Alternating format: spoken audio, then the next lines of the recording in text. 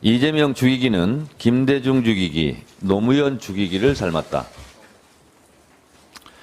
집권욕에 눈이 어두워 자신의 사조직, 민주연합집행부의 복학생을 흡수, 학원 조직에 연결시켜 서울대, 전남대 등의 총학생회장 선거자금 또는 데모자금을 지급, 학생시위와 민중봉기가 이루어지도록 지원, 광주 사태가 악화되자 호남 출신의 재경 폭력배 40여 명을 광주로 보내 조직적으로 폭력 시위를 배후에서 조종했다.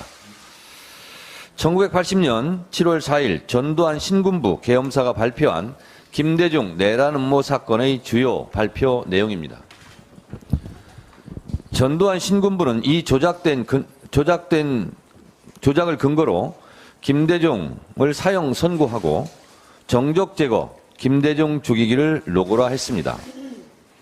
지금 생각해보면 누구나 조작이라고 믿지만 그 당시는 이 조작을 철석같이 믿은 사람들도 많았습니다.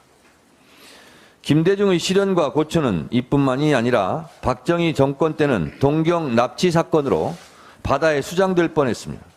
대통령이 될 때까지 용공 빨갱이 딱지로 고생했습니다.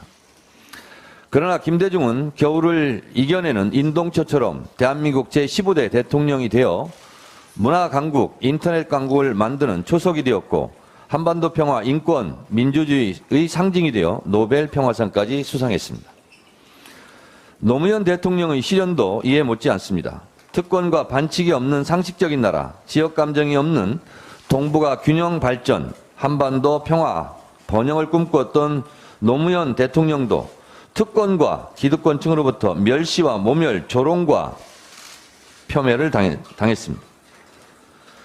홍수가 나도 가뭄이 와도 노무현 탓이었고 심지어 골프공이 안 맞아도 노무현 탓이라고 할 만큼 노무현 죽이기가 국민 스포츠처럼 만연하기도 했습니다. 열린 우리당이 총선에서 잘 됐으면 좋겠다는 말 한마디에 기득권 세력은 노무현 대통령을 탄핵까지 했습니다. 같은 당을 했던 국회의원들도 탄핵 반대와 찬성으로 나뉘었고 노무현 죽이기에 부역했던 국회의원들은 오명을 쓰고 역사 속에서 사멸, 퇴장당했습니다.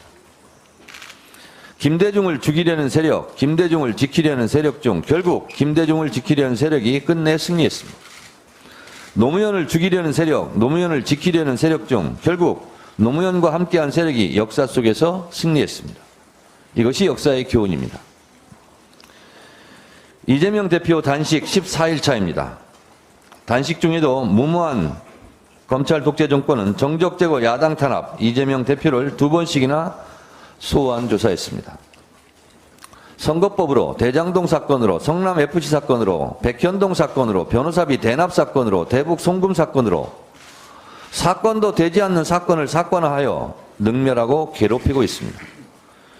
피의자 신문조서는 진술하는 사람의 말 그대로 진술을 기록하는 것인데 이마저 비틀고 뒤집어서 언론에 흘리고 날인 거부까지 유도하기도 합니다. 김대중 내란 음모 조작 사건처럼 이재명 죽이기 공작 조작이 횡행합니다.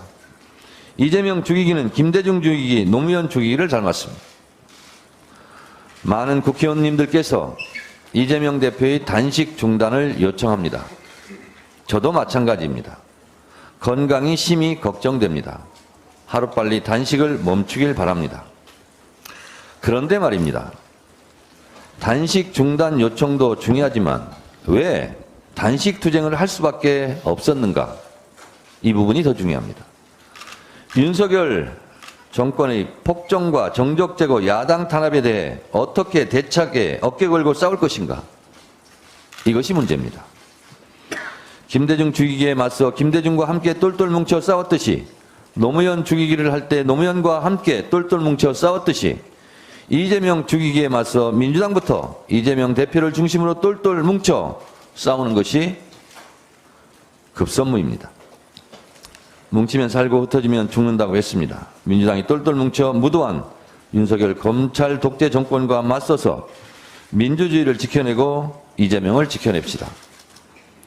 민주당 첫째도 단결, 둘째도 단결, 단결해서 고통받는 대한민국을 살려냅시다. 역사를 믿고 국민만 바라보고 견눈질하지 않고 뚜벅뚜벅 앞으로 갑시다. 끝내 우리 승리하리라.